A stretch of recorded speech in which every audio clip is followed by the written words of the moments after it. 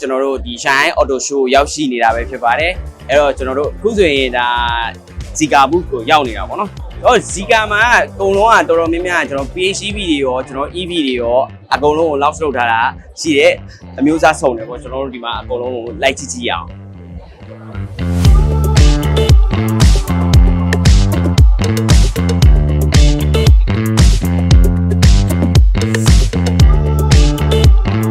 001R ဆိုတဲ့အတွင်းကန်းကိုကျွန်တော် spot light အနေနဲ့ပေးထားတယ်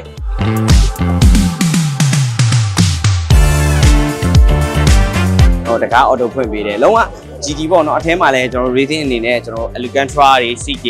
racing sport ဟိုဟာတွေပြတာလေးတွေ့ရတယ်သူက R ဖြစ်တဲ့အတွက် channel တွေပါမပါတော့အနောက်မှာဆိုရင်လည်း007 GT ပြထားတယ်ပေါ့နော်ကားတို့ကျွန်တော်တို့ GT တို့ကကျတော့ဘယ်မောင်းပြင်ညာမောင်းမှာထပ်ပြီးတော့မှထုတ်ထားတာလေးလည်းတွေ့ရတယ်ဒီဘက်မှာဆိုရင်လည်းကျွန်တော် 7H ပေါ့မကြခင်ကျွန်တော်တို့မြန်မာပြည်မှာတစ်မိတ်ဆက်တော့မဲ့ဇီကာရဲ့ 7H ဒါကျွန်တော်တို့အသေးသေးမြန်မာပြည်မှာလည်း launch ဘယ်လိုလုပ်မလဲဆိုတာလေးသေးသေးတစ်ချက်လေးကြည့်ကြည့်အောင်တကားပိတ်တဲ့အဖွင့်အဖွင့်မှာကျတော့ဘာဒီမှာလက်ကင်ပါတဲ့အပြင်ဒီမှာဘေးကိုလည်းနေလိုက်ရင်ပွင့်လာ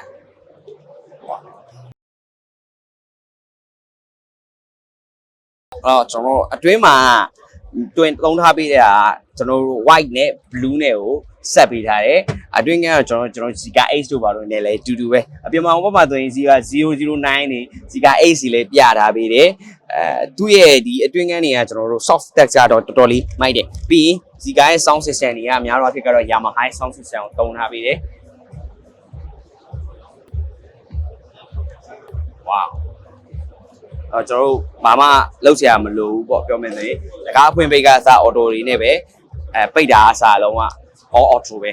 ကျွန်တော် voice command တွေလည်းပါမယ်အဲ့တော့ range ကတော့ပြီးတော့မှကျွန်တော်ကြည့်ကြည့်အောင်ပြီးရင်အကြိုက်ဆုံးတွေကဘာလဲဆိုရင်ကျွန်တော်တို့ဒီမှာ007နဲ့မှာအဝါရောင်လေးတော်တော်လေးလာတယ်သူ့ရဲ့အဝါရောင်လေးကဒီဘက်မှာကျွန်တော်တို့ဒီ carbon fiber တွေကိုထည့်ထားပေးတယ်အဲ့ carbon fiber ရဲ့အသားအနားတွေကလည်းတော်တော်လေးမိုက်တယ်ပြောမယ်ဆိုရင်ကျွန်တော်တို့ racing type အနေနဲ့သုံးလို့ရတယ်လို့မျိုးပဲကင်မရာတွေကလည်းဒီဘက်မှာနေတစ်လုံးနှလုံးသုံးလုံးရှေ့မှာလည်းတစ်လုံးကျွန်တော်တို့3လုံး6လုံး8လုံးလောက်ထည့်ထားပေးတယ်ဘက်မှာကျွန်တော်001ဒါ001ရဲ့ trademark color ပဲပြောမှာလားလိမ်မော်အောင်လေးအယောင်စုံနေအောင်ထုတ်ထားပေးတာတော့တော်တော်ပေါ်ကြတယ်အဲ့တော့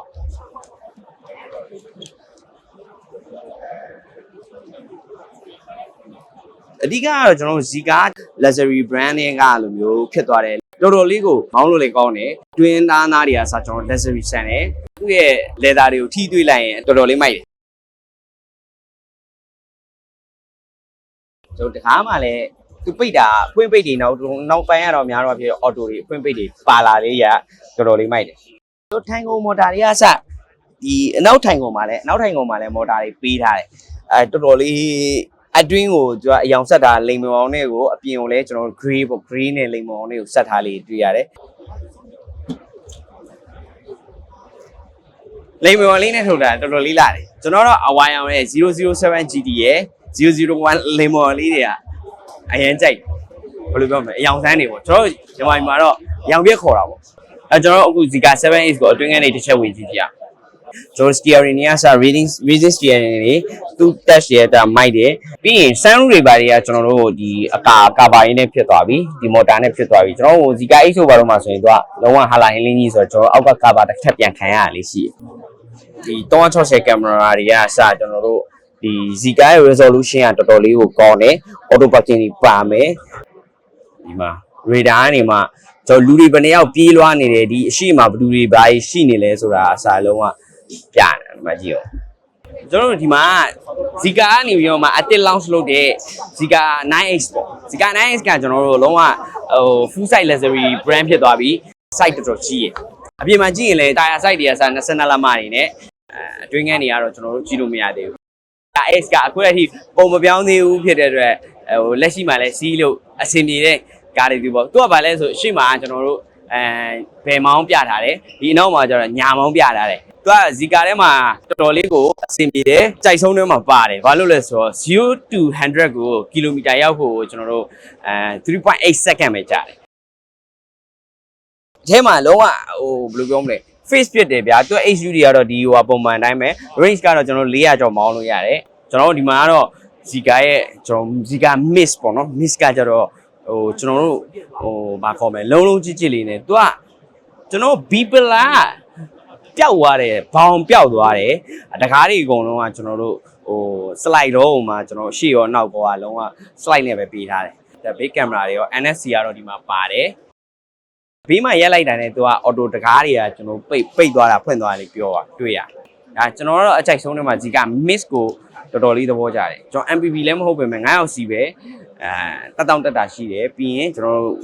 ဟိုဘယ်လိုပြောမလဲ MPV ကားတစ်စီးလို့ခံစားရတယ်ပြောမယ်ဆိုရင်ပြီးတော့သဘောကျစရာပါလဲဆိုZika Mist မှာကျွန်တော်တို့ဒီအလဲထိုင်ကုန်ကြီးကအလဲကဒီ center console ကြီးပေါ့နော် center console ကြီးကိုအနောက်ရွှေ့လို့ရတယ်ရှေ့ရွှေ့လို့ရတယ်အဲ့တော့ဒီအရှိထိသွားမှလားကျွန်တော်တို့အနောက်ထိတိုးမှလားပေါ့ပြီးရင်ပစ္စည်းတွေလည်းကျွန်တော်တို့ထည့်လို့ရမယ့်နေရာလေးပါမယ်ဒါအနောက်ထိပေါ့နော်ကျွန်တော်အနောက်ထိရွှေ့လို့ရတယ်ဝါဒါဟိုးနောက်ထိရွှေ့သွားပြီ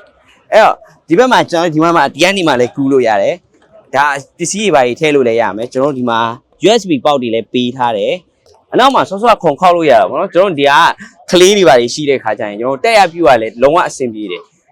လုံးဝဒီ USB port တွေကအစနောက်မှာပေးထားတာလေးလည်းရှိတယ်ပြီးတော့ဒီထိုင်ကုန်ပေါ့နော်ထိုင်ကုန်အပူအေးတွေ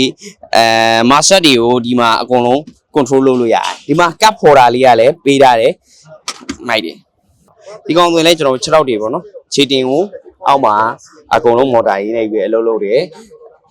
အေးစီခီးသွားမဲ့လူတွေတက်တောင့်တက်တာဆောင်းအားမိုက်တယ်ဗျာနောက်ဖုန်းတွေကတော့မော်တာတွေနဲ့ကြီးပဲဒီအနောက်မှာ220 volt ပေါ့နော်ကျွန်တော်တို့ plug out တွေပေးထားတယ် VTUL စနစ်တွေလည်းပါမယ်အနောက်မှာကျွန်တော်တို့ဒီသူက spare wheel တွေကတော့တော်တော်များများမပါဘူး EV တွေတော်တော်များများပါတော့Zika Mist တော်တော်လေးသဘောကျရတဲ့ချိန်မှာပါတယ်ဟုတ်ကဲ့အခုကျွန်တော်ပြသသွားတဲ့ကားလေးတွေကတော့ရှန်ဟိုင်းမြို့မှာလုပ်ခဲ့တဲ့ Shanghai Auto Show 2025မှာကျွန်တော်Zikaကနေပြသွားတဲ့ကားတွေပဲဖြစ်ပါတယ်ဒီထဲမှာတစ်ထပ်ထွက်လာတဲ့ကားမော်ဒယ်တွေအများကြီးပါလာလို့2025ရဲ့နည်းပညာအသစ်တွေကိုလည်းတွေ့ရပါတယ်